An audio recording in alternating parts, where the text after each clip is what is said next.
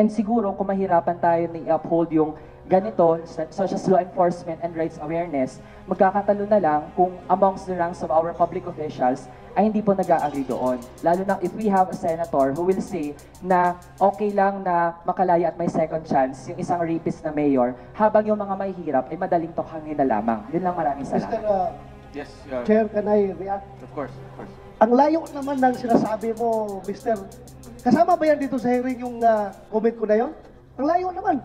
That's an affront to We want human rights as part of the curriculum of Please, NST. layo please naman, let Senator Bato finish. Ang layo naman nung, bakit ka nagkaganon? Ano na nangyari sa utak nyo? Ha? Ang layo naman. We can send you a copy of Ha? our position paper. Ang layo. At saka, I take offense on your what you said na yung ROTC is a misrepresentation of nationalism. Anong tingin mo sa amin? Anong tingin mo sa... Ganon? Ganon ka na mag-judge sa amin? Ginadjudge mo kami na ganon? Ha? Are you sure you're the true representation of the Filipino students? Ganon ba? Ilan lang yan makakaliwa dyan sa estudyante? Mas marami dyan ang gusto mag-ROTC. I must tell you frankly. Bakit ka? Ang layo ng issue mo. Just to personalin ako? Napakalayo. Dapat matuto. Kung may ROTC, dapat ikaw na estudyante ka, matuto ka, magrespeto. Kahit sa isang senador man lang na andito sa hearing na ito. Huwag mong tirahin sa ibang issue na hindi kasama dito. Ha? Huwag mong... Honorable Chair, I would like to respond dun sa point na marami daw na gusto mag-ROTC. Mr. Manuel, let me recognize you first before you talk. And let Senator Bato finish. Ikaw, kung Pilipino ka, do you love your country? You answer me. You love your country? Ha? O sige, you respond. Of course, students love our country and we have different ways to show Okay, that we you our love your country. Pag inatake tayo ng China dito, sinong palabanin mo dyan sa mga Chinese na yan? Actually po, you will call on the tanong NPA? namin, since gusto namin na ipaglaban yung ating bansa mula sa foreign invaders, pero mismo sa ating constitution, the AFP, which is tasked to preserve our integrity and national sovereignty, ay hindi natin nakikitaan ng real intent to defend our country. So wala tayong role model for Submit that. mo na lang sa amin yung position paper po ninyo, kasama yung position paper ng isang mga kasama ninyo. Senator Bato, can we proceed? Mr. Chair, may I move to strike from the records the statements of Mr. Manuel that were irrelevant and not germane to the topic, especially when he makes statements attributed to our colleagues in a statement that he made outside.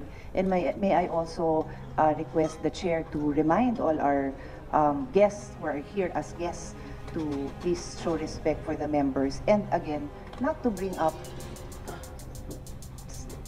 statements, reactions that are not germane to the topic. You can make your reaction outside. The media is all there. They will listen to you. But let's stick to the course. We're all here overtime and we need to use our valuable time to say something to the good senator. I know him so well. If you had something to say, he will talk to you. So may we remind everyone of that, Mr. Chair. Thank you, Senator Pio. Mr. Chair, see. dagdagan ko lang. Ito, if he really represents the students, ganyan na talaga ang state ng mind ng mga estudyante ngayon na dapat baguhin natin. Mali po yun. Ako, if naniwala ka sa akin, mas matanda ako sa'yo. Mali yung sinasabi mo. Gusto mo na akong tirahin sa ibang issue na hindi naman natin titackle dito. Now, since, Mr. Chair, since sinabi naman lang itong ating resource person about nung kay Sanchez case, alam nyo, gusto lang ninyo talaga akong sirain, kaya kinukuha niyo yung sinasabi ko na gusto niyo akong butasan. Did you know na ako mismo gusto kong bitayin yung Sanchez na yan? Ha? I am for death penalty. Kung may death penalty noon, dapat nabitay na yung Sanchez na yan. Pero, kayo naman, ayaw naman yung death penalty. Ngayon, bigyan na second chance dahil na-reform na yung tao, according to the competition, eligible siya for pardon, ayaw na naman nyo. Saan na kami pupunta? Anong klaseng pag-iisip na? Saan kami pupunta? Gusto ko death penalty, ayaw nyo. Ngayon, i-release yan dahil walang death penalty. Titirahin na naman nyo ako. Ako bang gumawa ng batas na yan? Eligible siya by operation of law. Dahil sinabi ng batas. Ganon. Respetuhin natin. May batas na ganon. Pero hindi ko kagustuhan yan. Kung akong gusto mo samahan mo ako, bitayin natin yan? Ha? Kasi lang talaga, that goes to show kung ikaw ang representation ng estudyante ngayon, ganun na pala. Ang estudyante ngayon, kawalang disiplina, kahit ang senador, kayang tirahin sa walang non-relevant issue dito sa ganitong puro. Ganun na pala. Kaya dapat pala talaga ibalik ang routine para madisiplina kayo mga estudyante na kayo. Ha? Thank you, Mr. Chair. Thank you, Senator Bato. Mr. Chair, I'd like to seek wala na. apology for... And let me remind Mr. Manuel, NUSP, and the rest of the groups that we invite in this committee. We invite you for the sake of fairness. Alam ko naman kung anong sasabihin ninyo eh. No, this is your third time to be part of this hearing. And alam ko na kung anong sasabihin ninyo. Pero binibigyan namin itong oportunidad magsalita para marinig kayo ng mga bagong senador natin. Pero ano namang kinalaman ni Sanchez sa ROTC? Ano namang kinalaman? Kaya this serves as a warning to your group na huwag niyong dadalhin yung mga walang katuturan dito sa committee ito. Dahil sinisira niyo yung aming pagdinig at sinisayang niyo yung aming oras. And again, we're exercising fairness. Kaya bigyan niyo naman kami ng respeto. Kahit alam na namin ang sasabihin ninyo, ini-invite namin kayo. In fact, we invited all of your colleagues. So, last na ito, and next time we invite you, if ever we invite you, stick to the topic. And this serves as our warning. Again, I'm directing the committee secretary to strike off all of the comments that are not germane to the topic of ROTC.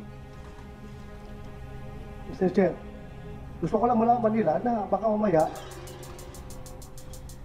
yung ini-incite lang na ako na magalit para kuno i-contempt sila para may rason sila magulo do Senado.